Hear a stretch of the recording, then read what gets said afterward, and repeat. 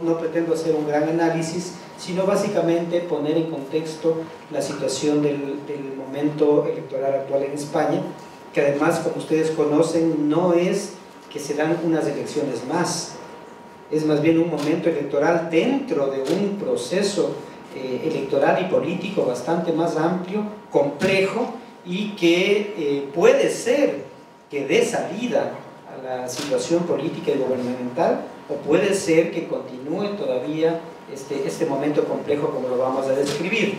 De hecho, la sola presentación de la lámina que ustedes ven ahí ya es discutible, porque se pone un orden a los primeros 4 grupos políticos y se está poniendo un orden más bien echando mano de las encuestas, o sea, de lo que puede ocurrir, de lo que probablemente va a ocurrir, más que de los resultados del peso político dado en la elección de diciembre. Entonces eso mismo ya es una provocación, si se quiere, acá. Me han llenado aquí de aparatos para... No sé hacia dónde hay que apuntar. ¿A quién hay que apuntar? Sí, sí. Ya apunté una de más. Ya me fui de más. Para arriba. Para arriba, nada. Bueno, sí, un peligro total de tanta tecnología. De hecho, la primera lámina, esta es la segunda. Ya. No, una antes, por favor. ¿Una antes? Sí, una antes. Gracias, tengo la mejor de las asistentes acá. Muchas gracias. No, el hecho es que nos enmarcamos en un contexto europeo. Y dentro de Europa, en un país que está, llamemos así, que es de los países de la periferia, en una relación centro-periferia dentro de la propia Europa. Creo que eso es muy importante para entender la situación española y el proceso de transformación que estamos viendo ahora. No se trata pues entonces de un país central, aunque Europa como tal sea pues uno de los centros del mundo ahora.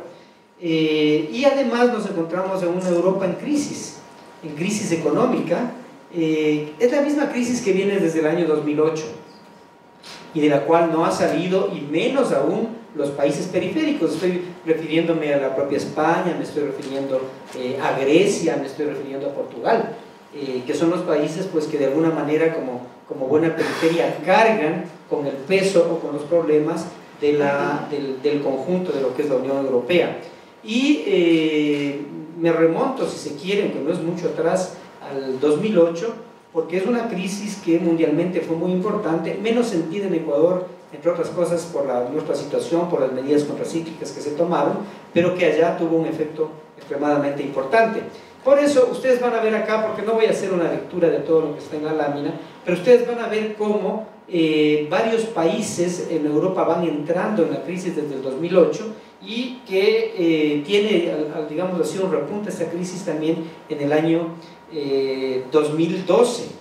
Y para tener un parangón bien claro pues con nuestra situación también, la crisis fundamentalmente es la crisis crediticia hipotecaria mundial, nacida en Estados Unidos, la crisis bancaria, me gusta mucho esta definición, lo he tomado de varios documentos, pero originada en delitos cometidos por los bancos, o sea, básicamente pues un manejo de apropiación del capital y de uso y de disposición del capital, incluso muy por fuera de los mecanismos de la normativa que regula al Banco Mundial, y fallos de la regulación económica que tienen que ver con los gobiernos, que en buena parte, llamémoslo así, contubernio con los bancos, ocultaron información de tal manera que parezca que no había la situación de crisis, y claro, después esta se destapa de una manera muy grande,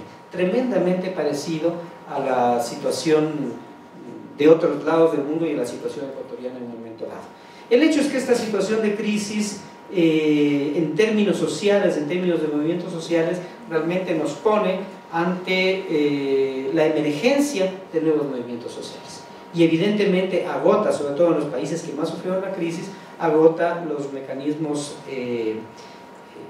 digamos, de participación política a través de los grupos políticos convencionales. Ya que me están ayudando, podemos pasar una lámina, por favor. Perdón por el fracaso en el manejo. Sí. Son dos láminas de una especie de cronología de la situación social, fundamentalmente en España, pero tiene que ver también con la situación en otros países europeos. Y es una cronología que parte también en 2008, y miren cómo va avanzando, ¿no? Esta revolución ciudadana en Islandia en octubre de 2008, la huelga general en España en septiembre de 2010 contra la reforma laboral en esa época de Rodríguez Zapatero. Octubre de 2010 empiezan a haber, digamos, manifestaciones ya explícitas en contra de la situación que se está dando en estos países. Se publica el documento Indignados, muy importante, de Stefan Hesse. Otro elemento fundamental, el ciberactivismo, que empieza a tener una participación muy importante y que es uno de los elementos aglutinadores de los nuevos movimientos sociales. Se crea la página Yo Soy Joven Español que quiere luchar por su futuro. Enero de 2011, un hecho importantísimo, cuando se inmola en Túnez Mohamed Bouazi, desata una serie de manifestaciones y empieza la primavera árabe, todos elementos conectados entre sí. Eso es importante que los veamos, no digamos una interpretación convencional o desde las derechas trata de ver estos como elementos aislados, pero en realidad todos manifiestan la emergencia de nuevas formas de ejercer la política y de movimientos sociales que están en contra del funcionamiento político convencional. Febrero de 2011, nuevamente a través de redes sociales se publica este blog Mayo del 68 en España. Nace esta idea, además creativa, del estado de malestar en contraposición al estado de bienestar europeo. Empiezan a convocarse alrededor de la Puerta del Sol, que creo que es el sitio emblemático más importante de todos estos movimientos, y otros lugares también. Se empieza a convocar grupos, la plataforma de coordinación de grupos pro movilización ciudadana. Y si podemos seguir en la siguiente lámina, por favor. Me da pena como hay toda una movilización para cada lámina, pero bueno, también así contrarrestamos un poco la hipertecnología. Y sigue, digamos, repitiéndose y aumentando una serie de movimientos que no son movimientos totalmente organizados, que no provienen solamente de un grupo, que no tienen una línea sistemática, llamemos así, sino que se parecen pues en buena parte, yo que sé, a los movimientos de los piqueteros en Argentina, a los forajidos acá en Ecuador, ¿ya? Pero que van tomando cuerpo y que son una respuesta tan real que luego asoman ya en la escena político-electoral y con resultados importantes como vamos a desembocar dentro de 10 días en el llamado como es 20J. 12 de marzo de 2011, gran manifestación en Lisboa contra el desempleo. El mismo marzo de 2011 se constituye la plataforma Democracia Real Ya, se convoca para el gran evento, gran manifestación del 15 de mayo, el 15M, que va a darse después, se convoca en marzo. En el mismo marzo, huelga de estudiantes en España contra el paro, la precariedad laboral, el recorte en educación y los aumentos de tasas universitarias, muy vinculado también con temas de educación o con efectos de la crisis sobre la educación y sobre el derecho a la educación, que a la final se transgrede poniéndole costos a la educación, es el modo de transgredir el derecho universal a la educación. El 7 de abril la plataforma Juventud Sin Futuro organiza en Madrid una marcha contra la crisis económica. O sea, si bien se convoca para el 15M, el 15 de mayo ya se dan una serie de movimientos que desembocan justamente en este 15 de mayo, el movimiento de Indignados, que promueve, aquí ya promueve explícitamente una democracia participativa en contra del dominio de los bancos y las corporaciones y en contra del bipartidismo. O sea, lo importante ahí de todos estos movimientos es que ya van plasmando una serie de, no sé si llamarle reivindicaciones, una serie de consignas muy importantes, pero que van directo a lo que habíamos señalado desde el principio, el dominio de los bancos sobre la sociedad ya en su conjunto, los sistemas partidistas como tal, la falta de participación. Gracias por avisarme por este mismo programa. Es importante, en este momento aparece Syriza en el año 2012, cuando de pronto pues una posición política de izquierda tiene un resultado muy significativo en Grecia, Ya en enero de 2014 se constituye Podemos, esto es bien importante. Seguro que el germen de Podemos está antes, pero es de 2014, hace 2 años. 2 años atrás, ya que se constituye formalmente y entra en la escena. En la siguiente, por favor, ya entramos en el proceso electoral actual, o los antecedentes inmediatos.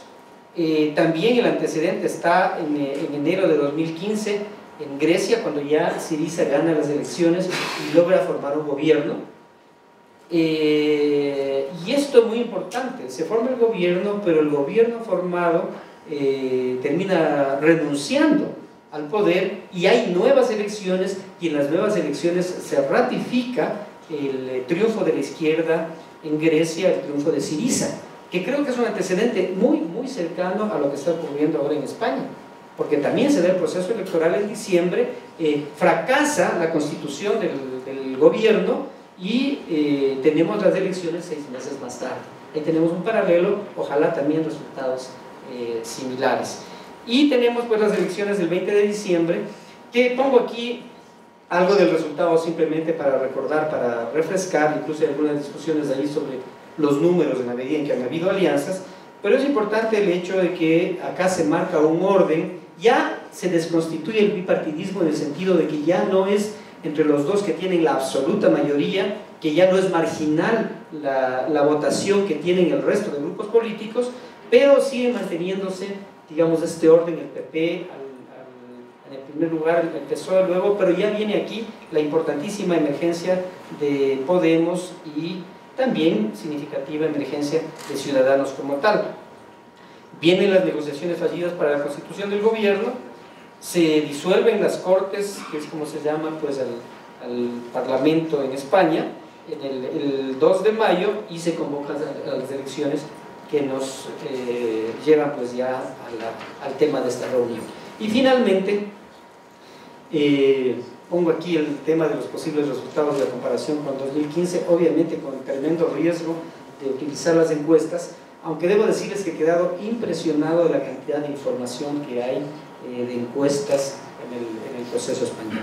Es realmente impresionante, se tiene información al día, tendencias, e incluso estos datos que estoy poniendo aquí fueron antes del debate, son de un poquito antes del debate, y está puesto en las 2 columnas de la derecha 2 simulaciones, digamos así, de lo que podría ser el resultado, que si nosotros vemos en términos numéricos no cambian tanto, o sea, no es que se mueven totalmente en 6 meses, con excepción del importantísimo crecimiento, en este caso ya de Unidos Podemos, ya no es solamente Podemos, está ya la alianza en el proceso electoral mismo, que hace que ya cambie el orden. Creo que hay una cosa importantísima, con los resultados de diciembre no se pudo llegar a constituir el gobierno, no se pudo tener una presidencia del gobierno, luego de varias negociaciones, y al parecer los resultados, si bien van a dar sin duda un repunte mayor a la izquierda a través de Unidos Podemos, no dan un escenario que pueda clarificar que pueda conformarse un gobierno, tampoco. Sobre todo por posiciones que tienen los posibles aliados como tal. Si uno ve ya todas las noticias, información y análisis actuales, todo el mundo se pone a sumar y suma el resultado que va a tener Unidos Podemos y el PSOE y dicen ya está, los elementos, faltaría muy poco, tal vez una tercera alianza con los grupos de izquierda catalanes y ya podrían formarse el gobierno, pero se asume con mucha facilidad algo que no tiene ninguna facilidad, que es la posibilidad de que se den alianzas, más todavía con un PSOE que está realmente contra la pared, porque haga lo que haga le va mal. Sí, estamos de cero y también estoy terminando ya. Quise terminar con esto porque para dejar planteado el tema y lo rico también de la expectativa electoral como tal. Como les dije al principio, pues lo que quería es dar un contexto rápidamente que permita pues que se entiendan mejor las intervenciones de mis colegas. En un nivel de abstracción muy general, evidentemente estamos hablando en ambos casos de ciclos ubicados en la semiperiferia, en ubicaciones distintas de la semiperiferia, pero semiperiferia al fin, que establecieron políticas neoliberales que provocaron unos impactos. Esos impactos básicamente tienen, en primer lugar, un ciclo claro de movilización y de protesta social. Esto ocurre muy claramente en el caso ecuatoriano a partir de la década de los 80, el proceso aquí dura muchísimo, digamos, el ciclo de acumulación social es una cosa que dura aquí prácticamente 15 años, y eso se continúa en formaciones políticas que, no de una manera automática u orgánica, pero sí construyen, materializan y dan cabida a eso. ¿Quiénes son los herederos de esos procesos en América Latina? Eso no está tan claro siempre, ¿no? Es decir, en el caso boliviano es más claro que el ciclo de confrontación tiene una forma política en este momento en el MAS y en el gobierno de Evo Morales. En el caso venezolano probablemente al comienzo fue más claro, en el caso ecuatoriano hay el proceso Alianza País, pero también Pachacuti de alguna manera reivindica esa continuidad. Entonces, ciertamente uno pudiera encontrar un conjunto de paralelismos de ese ciclo de aplicación de políticas neoliberales, dinámica de movilización social y formas de organización política que contestan e intentan construir un nuevo orden. Yo, sin embargo, creo que eso que nos ayuda mucho no es necesariamente lo que más nos puede ayudar en este momento, y voy a tratar de meterme un poquito algunos elementos un poco más conflictivos de este elemento de enriquecimiento mutuo. He tenido la suerte de estar metido aquí y también un poco allá, y creo que se pueden estructurar algunas cosas. Primero marco algunas diferencias. Evidentemente, entre América Latina y el caso español son formaciones sociales diferentes, sin duda. Esto hay que entenderlo, es decir, son sociedades de estructuras económicas diferentes. Me parece que claramente la diferencia más sustantiva es el hecho de que ahí sí tuviste estado de bienestar, si uno puede cuestionar o lo que sea, pero la crisis del estado de bienestar es uno de los elementos que activa. Eso no es muy claro en el caso de América Latina. Un estado de bienestar, digamos, hubo un pequeño nivel, digamos, de desarrollo estatal en los 70-80, pero ese no es un elemento claro. Me parece que hay también hoy un momento diferente del ciclo. En el caso, digamos, de Unidos Podemos, estamos en una fase épica, que es una fase que a todos nos emociona. Hoy en América Latina, en cambio, estamos en una fase complicada. Hemos tenido que pasar el pantano de la institucionalidad, y muchos autores hablan del fin del ciclo, digamos, de los gobiernos progresistas. De hecho, digamos, el caso brasileño, las dificultades en Venezuela, etcétera, son elementos que implicarían un momento diferente del ciclo, ¿no? Allá estamos probablemente al borde de abrir un ciclo y acá estamos en otro momento. Entonces, pese a estas puntualizaciones, digamos, que marcarían el hecho de que no hay recetas universales, me parece que esto es importante, yo quisiera caracterizar un poquito cada uno de los ciclos y luego topar en algunas cosas que creo que pueden ser útiles para el debate actual aquí, ¿no? El ciclo que se organiza en España es un ciclo que tiene una fase muy clara de impugnación y de confrontación. Cuando uno mira el discurso de Podemos inicial, es decir, desde el 15M hasta el 2014, es un discurso mucho más de cuestionamiento de los elementos fundantes del Pacto de la Transición. Es decir, ese Pacto de la Transición estaba fundado en el estado de bienestar, que comienza a caer, y entonces hay una impugnación, en el olvido al franquismo, y hay un trabajo fuerte de recuperación de la memoria histórica, en una política popular, y por eso la apuesta, digamos, a un modelo asambleario y participativo de política, y digamos a esta configuración que aquí le llamamos partidocracia, que allá la denominan casta, esta articulación incestuosa, digamos, entre poder económico y político, entre banca y partidos políticos. Esos elementos que articulan, digamos, una continuidad simbólica fuerte con el movimiento del 15M son los que inicialmente estructuran el proceso Podemos. Yo creo que ahora, sin embargo, hay un nuevo momento. En este nuevo momento creo que los factores nuevos son, por un lado, el haber materializado una alianza orgánica con la izquierda tradicional, que fue hasta hace unos meses o años un tema muy complicado, y quienes han estado cerca saben que la relación de Izquierda Unida con Podemos era muy complicada, muy difícil. Creo que hoy se ha logrado constituir un bloque muy amplio, y de cara a esta campaña me parece que no solamente hay una disputa, digamos, de esa base, sino incluso la disputa del voto socialista. Entonces hay un recentramiento, digamos, del proyecto político que viene de un planteamiento mucho más radical de impugnación y de rechazo a una tesis que algunos compañeros la llaman de regeneración democrática, digamos, alistando condiciones para tener un rol más activo en el plano institucional. Y eso se combina además con haber logrado resolver bien el tema de lo nacional y lo local, que yo creo que esa es una gran virtud. La decisión de que sea Carmena, digamos, la candidata a la alcaldía en Madrid fue una decisión muy inteligente y muy generosa, digamos, porque podía haberse resuelto en filas internas, se abrió el espacio. y las alianzas locales en Cádiz y fundamentalmente en Barcelona, digamos con Bayén, y articular la izquierda catalana, han sido elementos tremendamente positivos. Estamos en ese ciclo y me parece que estamos al filo, ojalá, de una cosa como la que se plantea, que suponga fundamentalmente la finalización del gobierno del PP y la constitución de un gobierno que seguramente va a ser complicado, heterodoxo, de alianzas, con un sinfín de problemáticas, pero que va a tener en el centro, digamos, del discurso el proyecto Podemos. En América Latina estamos en otro momento. En América Latina hemos tenido que atravesar el pantano institucional, y ese pantano institucional, digamos que es una cosa que Podemos solamente lo está haciendo ahora en algunas alcaldías con bastante éxito, tiene una serie de complejidades. Una cosa es la acumulación para la impugnación, otra cosa es la acumulación en el ejercicio del poder. Es decir, ahí hay unas racionalidades que todavía van a tener que caracterizarse. Luego me parece que en el caso de América Latina tenemos un problema que es básicamente la enorme vulnerabilidad a los precios de los productos primarios y una extraordinaria dependencia a esos productos. Es decir, cuando tú miras el ciclo de varios de nuestros países, resulta que no modificamos efectivamente esa situación. Yo creo que tenemos una derrota consumada de la batalla comunicacional. Es decir, me parece que esa es una guerra que la hemos perdido, la estamos perdiendo bastante, no hemos logrado construir, digamos, unas mayorías en ese sentido.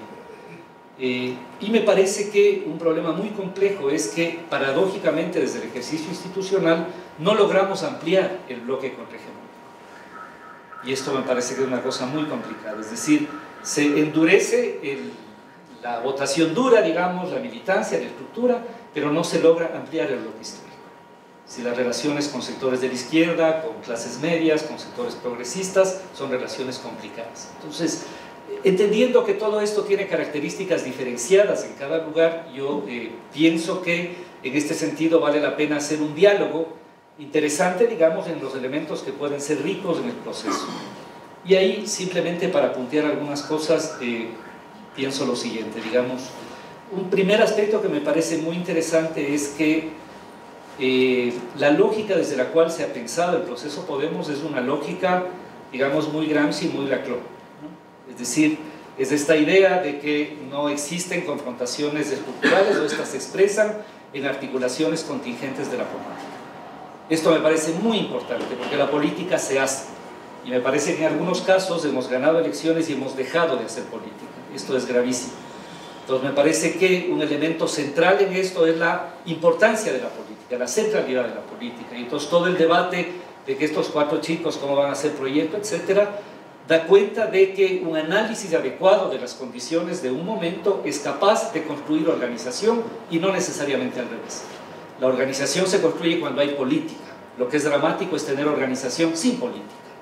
Y me da la impresión de que en algunos casos en América Latina tenemos organización sin política. Me parece que aquí tienes un elemento muy potente en términos de producción política. Y creo que tiene que ver con el método. Yo en eso soy más, os digo, yo creo que ese es el método que requerimos ahora. No soy ingenuo en la necesidad de construir recursos duros de la confrontación, pero creo que la vía es la permanente construcción de una hegemonía, de una dirección espiritual para la sociedad. Y creo que el método, digamos, con el cual han construido es un método muy interesante. Me parece que hay una segunda cosa que es una combinación hasta ahora virtuosa entre lo que podríamos llamar la lucha político-simbólica, que yo creo que fue muy potente en nuestros procesos inicialmente y que después no ha tenido los mecanismos suficientes de recreación, entre la lucha, digamos, político-simbólica y los componentes de construcción organizativa. Yo creo que ahí hay un elemento clave. Esto no está exento de problemas ni allá ni acá, ¿no? Todos quienes han estado cerca saben el despelote que son algunos círculos de Podemos y los líos de la democracia interna y las particularidades, como los líos que hay en la construcción acá.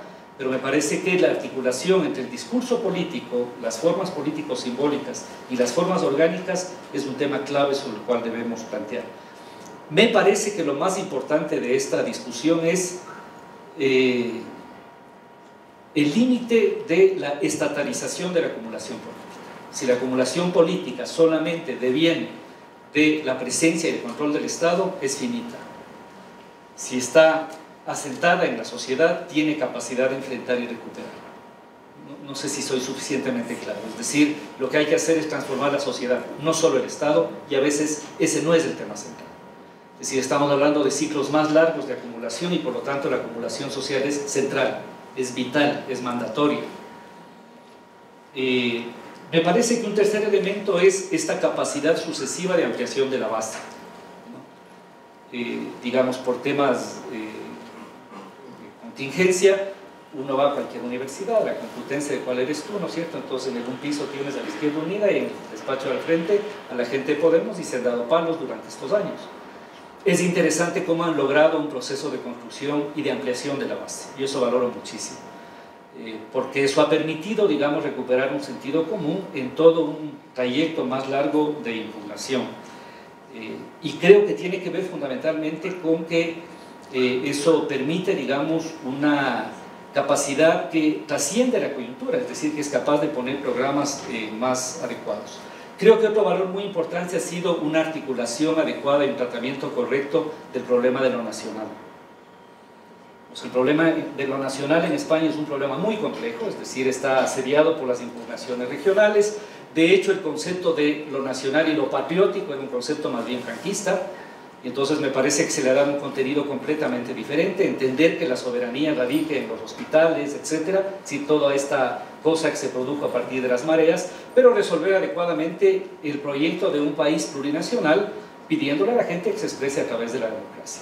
Es decir, pudieron romper la polarización que, por ejemplo, había en Cataluña entre los independentistas, liderados por la derecha, digamos, y la izquierda. Creo que eso lo han resuelto bastante bien. Y creo que en cambio en América Latina hemos tratado muy mal los temas de plurinacionalidad. Es decir, los proyectos en América Latina han sido casi arrasadores en términos de las diferencias. Y esto es un poco complicado, y no solamente estoy pensando en el caso ecuatoriano, sino en general. Tengo, o sea, 2 minutos, 2 líneas más.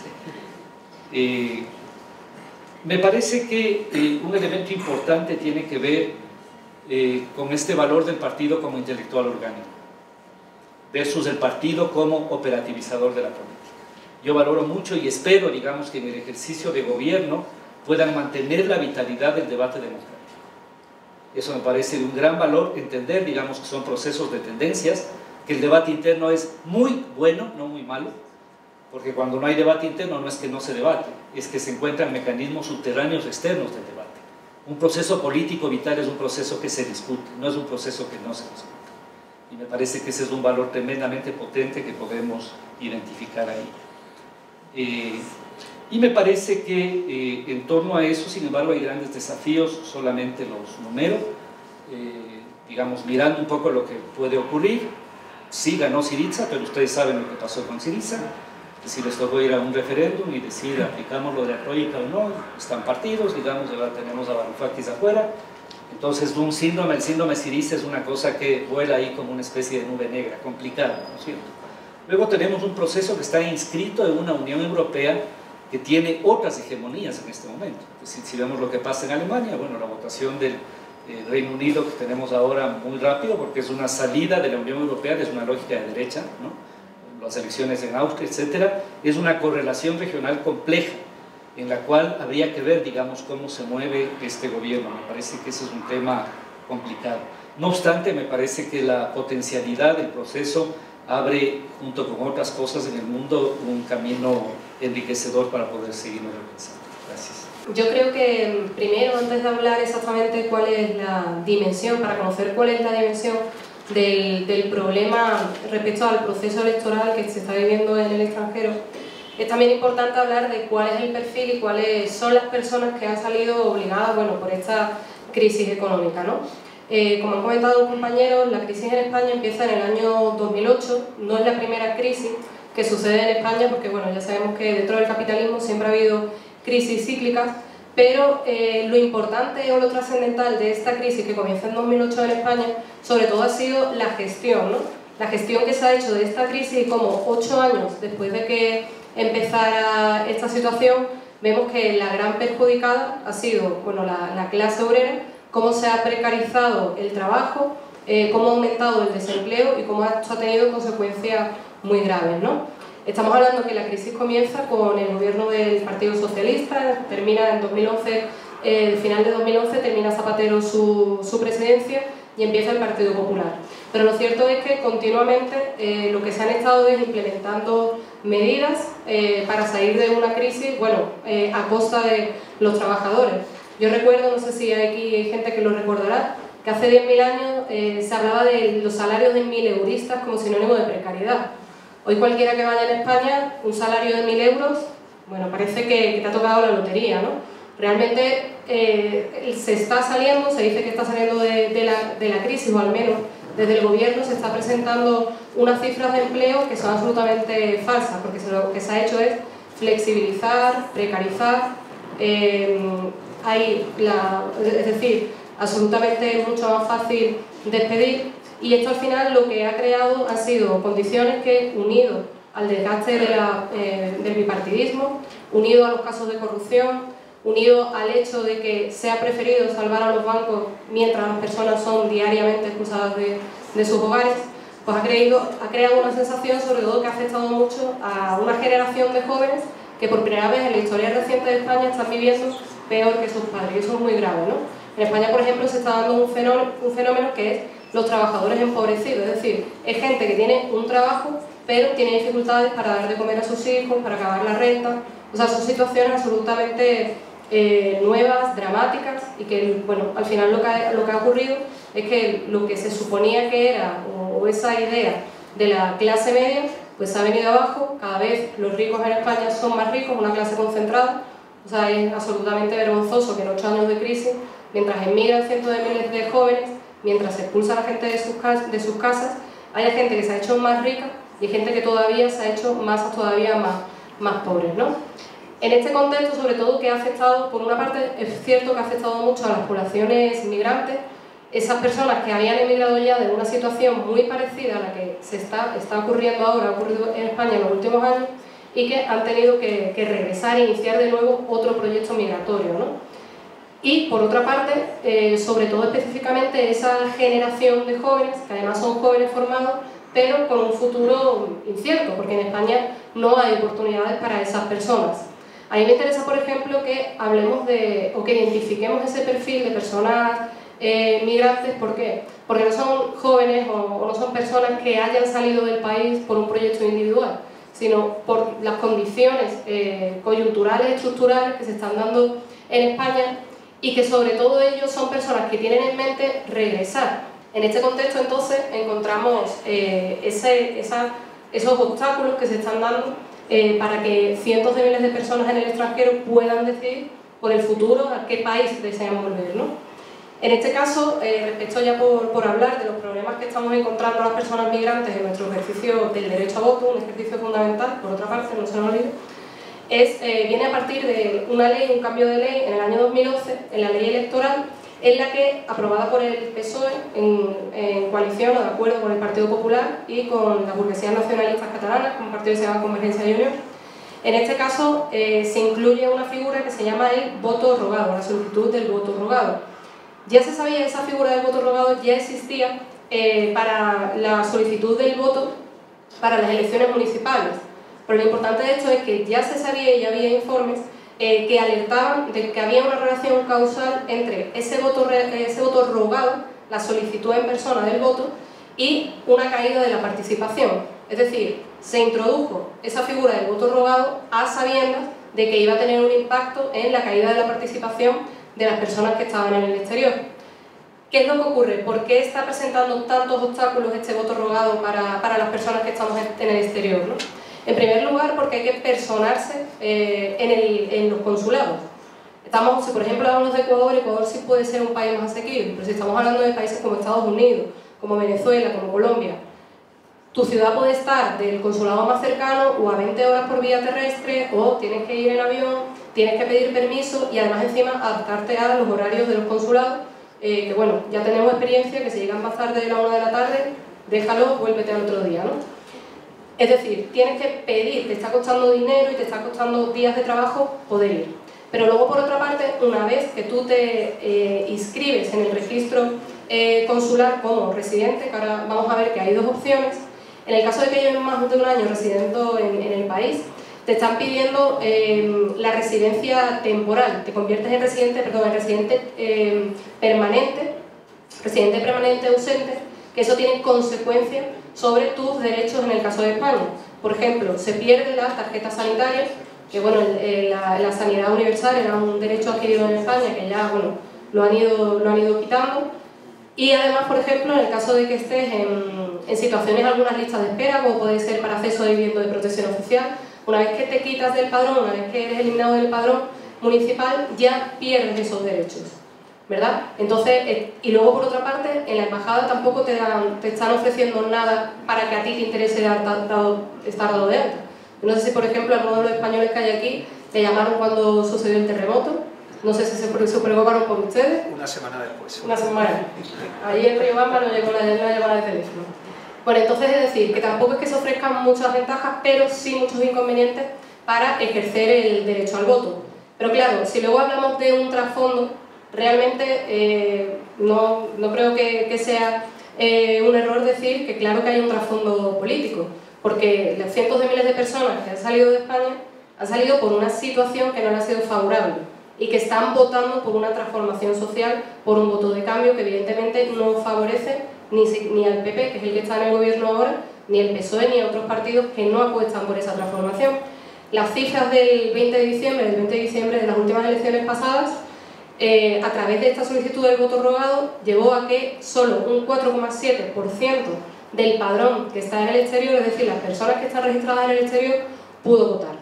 Fíjense que las cifras oficiales dicen que hay 1.800.000 personas en el exterior, pero si tenemos en cuenta todas esas personas, que si por ejemplo tú vives en Cartagena de India y tienes a 20 horas Bogotá, a lo mejor no te interesa siquiera el desplazamiento. Todas esas personas no están contadas, no están contabilizadas como personas en el exterior. Pero además luego también lo que ocurre es que lo que se evidenció en este pasado 20 de diciembre es que no todas las papeletas llegaron además tarde, puede ser que la papeleta de votación llegara a tu casa cuando las elecciones ya habían pasado, es decir, que si a lo mejor yo el 20 de diciembre ya sé lo que le pasaba a otros compañeros, quizás no voy a hacer todo este papeleo, toda esta petición, este traslado, si encima después sé que ni siquiera me van a llegar las papeletas.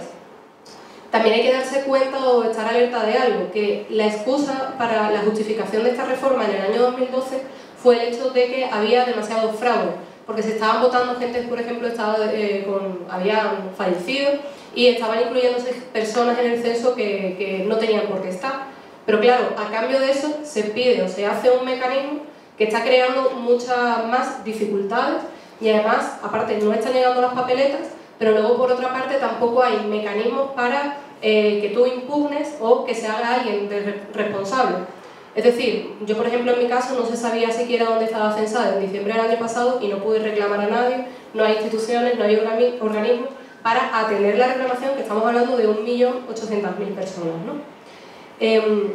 Creo que también, Sergio, hablamos de qué iba a pasar después, que podíamos encontrarnos.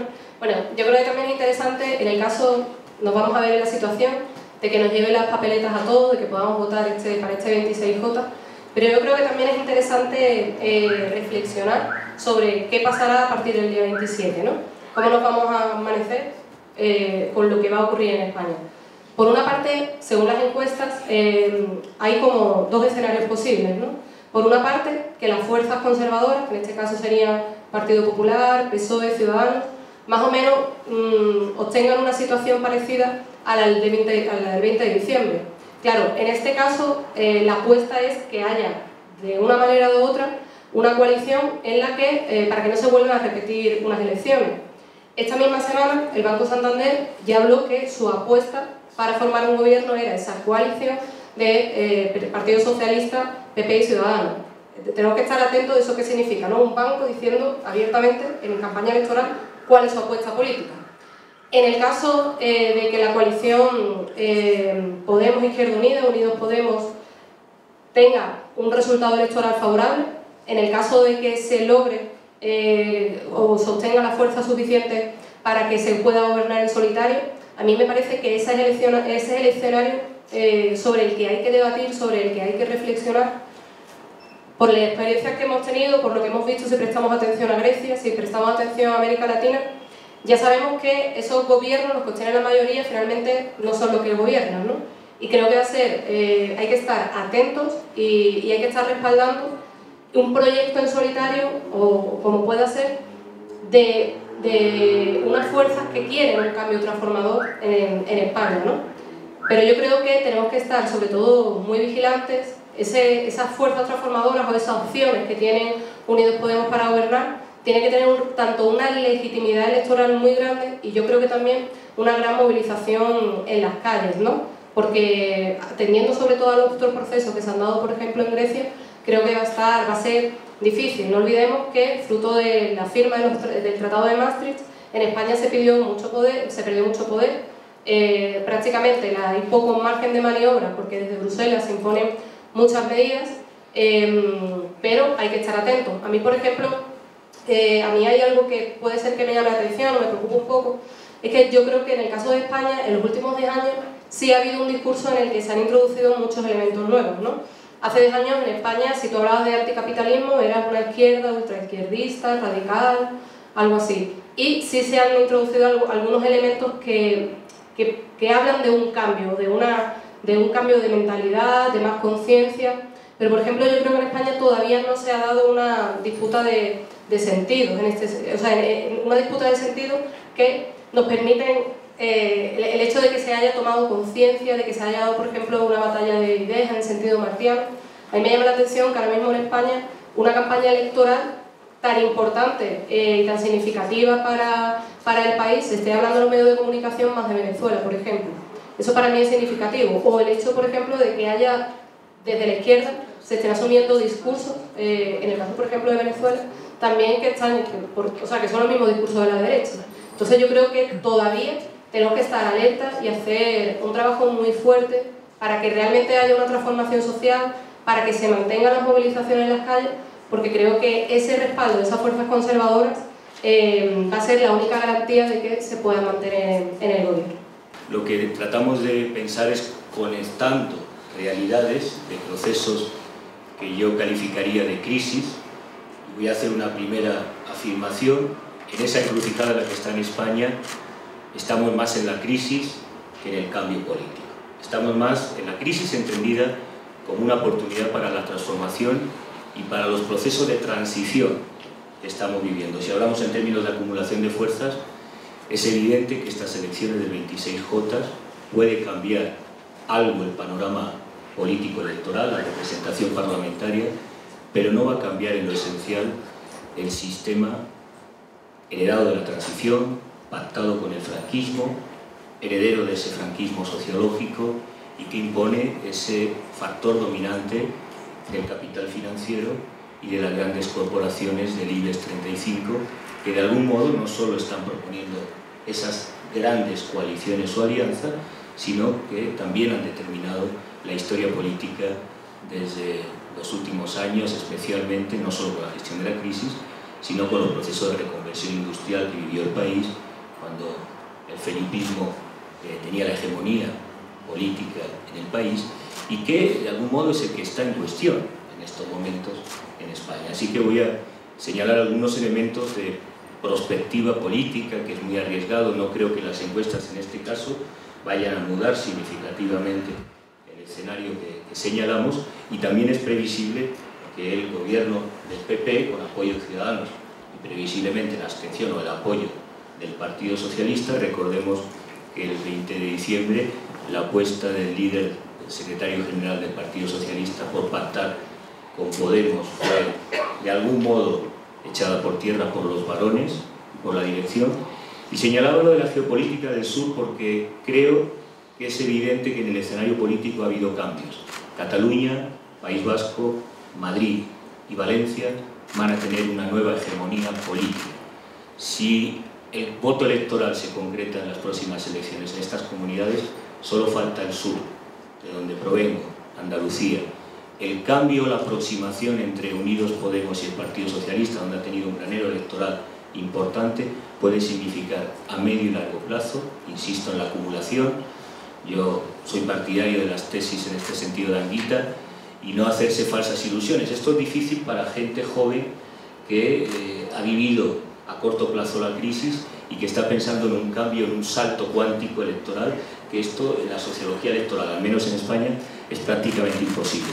Y por eso reseñaría la importancia que apuntaba Augusto de esta amplitud. No es una coalición solo de la izquierda, de Podemos, ECO, Izquierda Unida y otras fuerzas nacionalistas o periféricas de izquierda. Es el efecto multiplicador de ampliar una base electoral que con la ley injusta en el reparto y poco proporcional de la ley DON del sistema electoral español haría imposible mudar el bipartidismo. No voy a hacer la historia porque sería muy larga, pero el bipartidismo es prácticamente desde el 19 el sistema que ha imperado en España, con las castas, con los sistemas de corrupción electoral, con las redes clientelares y con el dominio de los grandes poderes económicos desde el siglo XIX hasta nuestros días. Ha habido poca mudanza, eran liberales y conservadores, hoy día Partido Popular y Partido Socialista. Sé que ha habido un debate, está habiendo un debate en el proceso electoral sobre la naturaleza socialdemócrata de Unidos Podemos. Bien, para aquellos que no conozcan de algún modo la historia política reciente en España, el Partido Socialista y el felipismo nunca fue socialdemócrata. Su programa y su gestión política fue neoliberal. Y los efectos de la crisis que estamos viviendo, si hablamos de capital financiero, de pobreza energética, de liberalización del suelo o la consiguiente especulación inmobiliaria y otros tantos efectos perniciosos en la política del país, son fruto justamente de una matriz neoliberal que se diferencia notablemente de la socialdemocracia alemana, del Partido Socialista francés y de otras opciones de la Internacional Socialista. Y aquí quisiera señalar que en este nuevo escenario, evidentemente, los cambios implican nuevos liderazgos. Hay interpretaciones sobre una nueva generación política, quizá, pero a mí lo que me interesa más es que hay una nueva forma, y voy a insistir en esa dimensión que planteaba Augusto, sobre lo simbólico, sobre lo ideológico. Creo que está habiendo un cambio de sensibilidad política, de una cultura política que por décadas de neoliberalismo y esa clase media había permanecido al margen de los debates centrales, que son los que se están sufriendo actualmente, no solo Maastricht, sino también las decisiones de política económica y social que tuvo durante 3 legislaturas Felipe González del Partido Socialista y también el Partido Popular, que son las consecuencias que ahora entran en crisis y que implican, en términos de política pública, varias cuestiones a discutir. Primero, en ese proceso de transición, estas elecciones no cambiarán significativamente la estructura de mando o de comando del Estado, pero sí lo harán si aceptamos la similitud de Grecia y de Siriza en las siguientes elecciones. Inevitablemente es insostenible la situación de pobreza energética en los hogares en España, es insostenible la deuda y el pago, que sigue creciendo, es insostenible el austericidio y las decisiones que está tomando Bruselas por los recortes, y es insostenible, por tanto, el pacto de la transición democrática, los pactos de la Moncloa, que han dinamitado no solo el escaso estado de bienestar. Me ha encantado que pusiera Álvaro la referencia a estado de malestar. Yo siempre he abogado que en España no había estado de bienestar, sino de malestar, porque es cierto que se universalizó la salud, es cierto que se universalizó la educación, pero las condiciones sociolaborales y la democracia económica de las empresas brilló siempre por su ausencia. Más bien, desde el primer mandato de Felipe González, la precarización de la clase obrera ha ido a más, con modalidades de contrato precarios, con sucesivas regulaciones, la ampliación de las prácticas en empresas, las modalidades de concentración y oligopolio económicos que permiten la estafa de las tarifas eléctricas, de las más caras de la Unión Europea, y algo paradójico, teniendo el sistema más avanzado, que fue una de las conquistas del gobierno Rodríguez Zapatero en términos de política energética sostenible con las energías renovables, multar hasta el sol, poner impuestos directamente a la energía solar y a la apuesta de España por una energía renovable alternativa a partir de las condiciones medioambientales que tiene el país.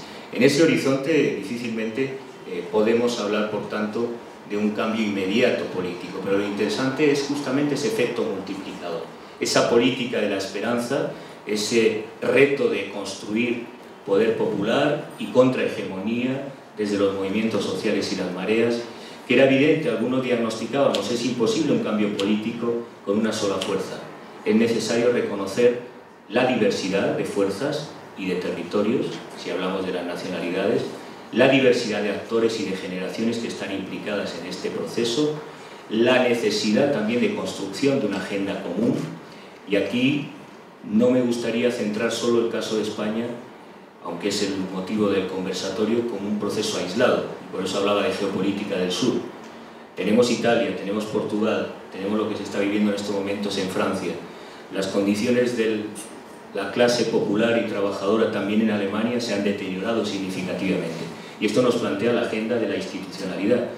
Quienes abogamos por un proceso constituyente en España tenemos claro que ese proceso no va a ser posible si no hay un proceso de una nueva internacionalización, un plan B para Europa, una alternativa en la Unión Europea que haga posible otro proceso, otra Europa, una Europa de los pueblos, una Europa solidaria interterritorialmente, una Europa que modifique el modelo de gobernanza que se fijó en Maastricht con un Banco Central Europeo que está rehén de las grandes corporaciones financieras y que es la que ha situado los países del sur en esta deuda y espiral irresoluble para la política económica de los Estados-nación, sin una moneda propia y sin capacidad de revertir los procesos que impone Bruselas en manos de esos lobbies, y en algunos casos yo diría incluso de una arquitectura jurídica y administrativa angloamericana que han tomado muchos de los elementos del modelo estadounidense para implantar ciertas políticas y ciertas lógicas que, insisto, plantean ese debate instituyente. A mi modo de ver, el muro que debe superar España en ese proceso constituyente es el muro de Wall Street, que está en Bruselas también replicando ciertas políticas neoliberales que se construyen con Ronald Reagan en los 80 y que se replican en la Unión Europea.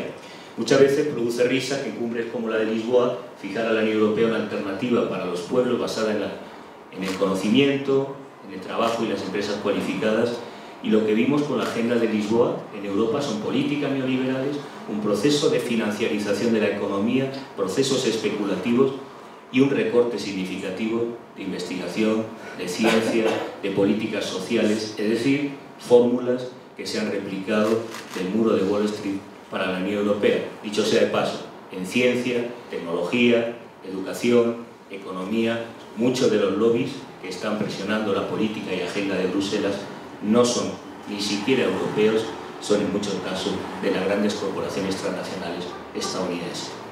Por tanto, el proceso constituyente implica plantear una arquitectura y un reto para el escenario de la Unión Europea y una agenda también en política pública que creo que va a ser importante.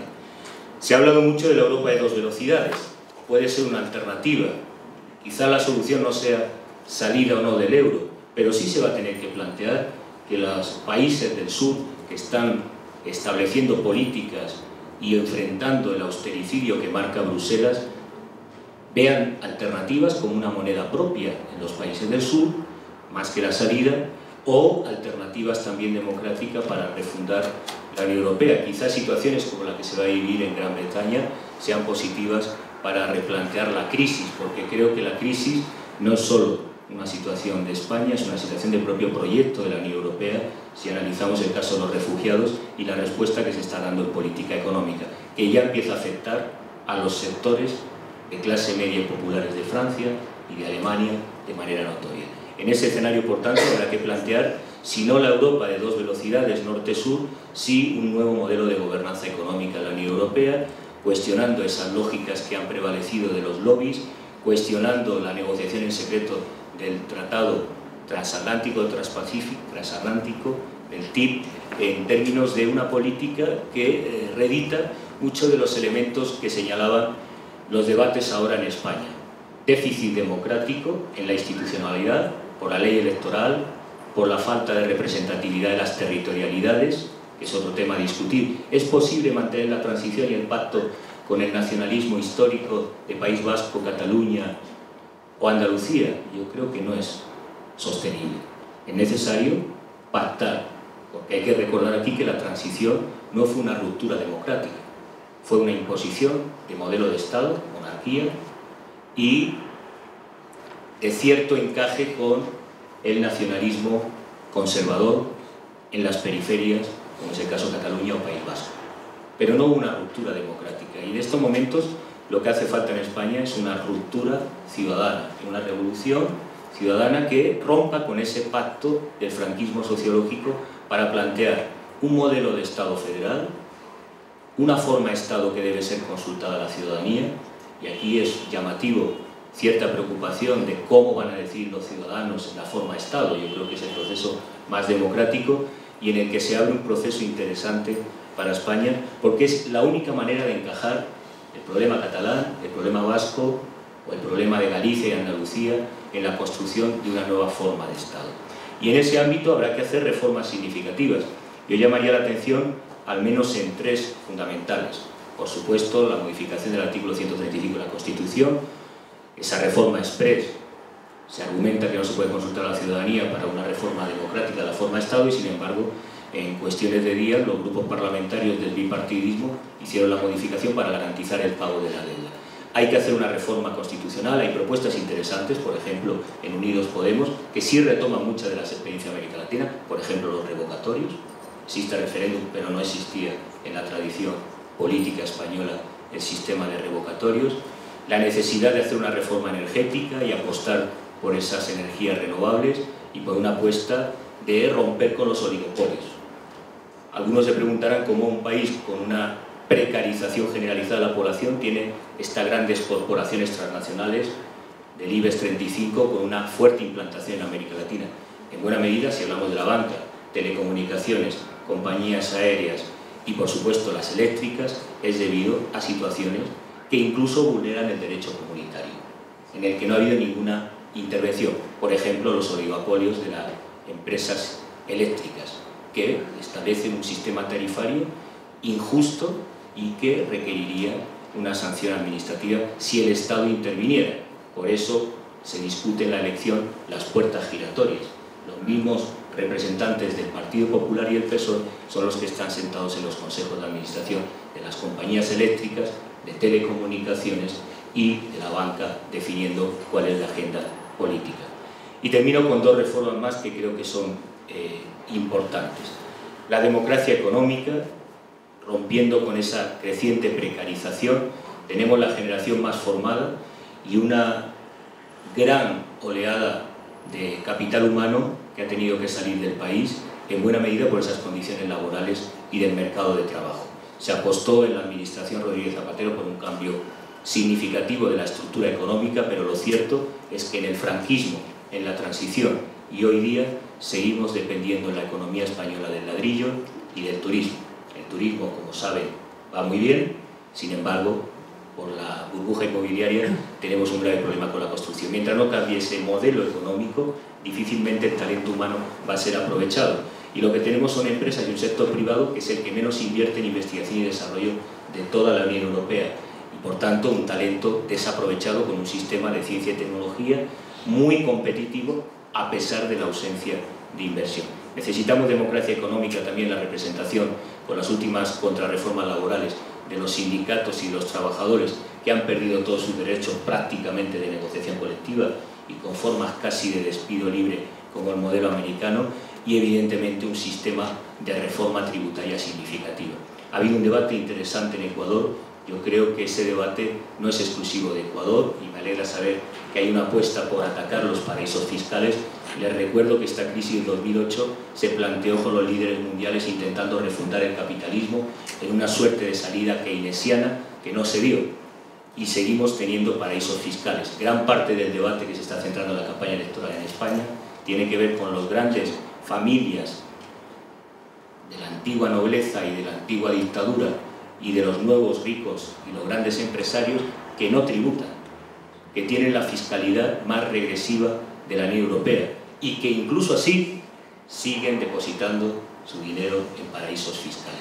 Si no hay una reforma tributaria que se persiga radicalmente, ampliando la base de inspectores fiscales y no protegiendo, sea familia real o a las élites económicas, difícilmente España puede pagar la deuda y lograr una política igualitaria.